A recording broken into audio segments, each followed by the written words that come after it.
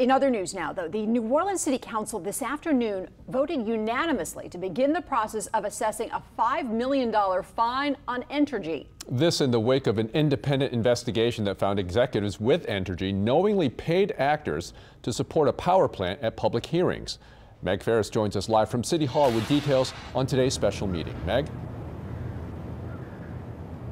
Well, it's not a done deal yet, but in addition to that $5 million fine proposal, they also want Entergy to pay hundreds of thousands of dollars in court costs and costs of the investigation.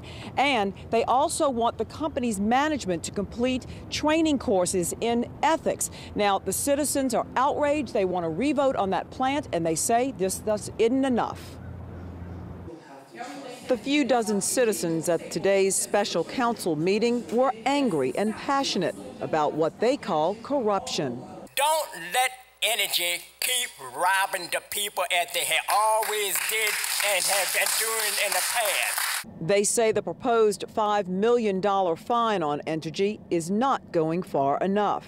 Entergy New Orleans has made a mockery of this proceeding, an absolute mockery of it, with their fabricated signs and fabricated shirts and scripted eloquent scripts. They have made a mockery of all of us here in New Orleans. And they say the council's March vote approving the natural gas-fired power plant in New Orleans East should be done over because the process was tainted.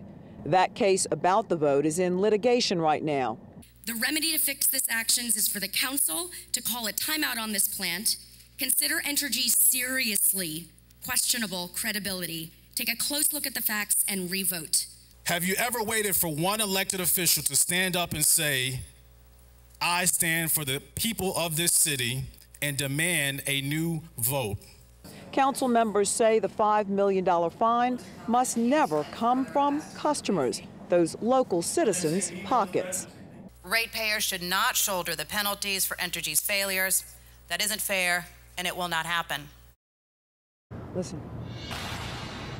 Now, both Entergy New Orleans and all of you at home, Entergy customers have 30 days to respond to these sanctions and penalties before there's a final decision, and that final decision could change. Now, it has to be in writing from you, and the council says that they're going to put on their website how you do that, how you respond in writing. And just to be clear, the revote cannot happen until the courts make a decision because there's a lawsuit going on, so we won't know an answer to that for a while.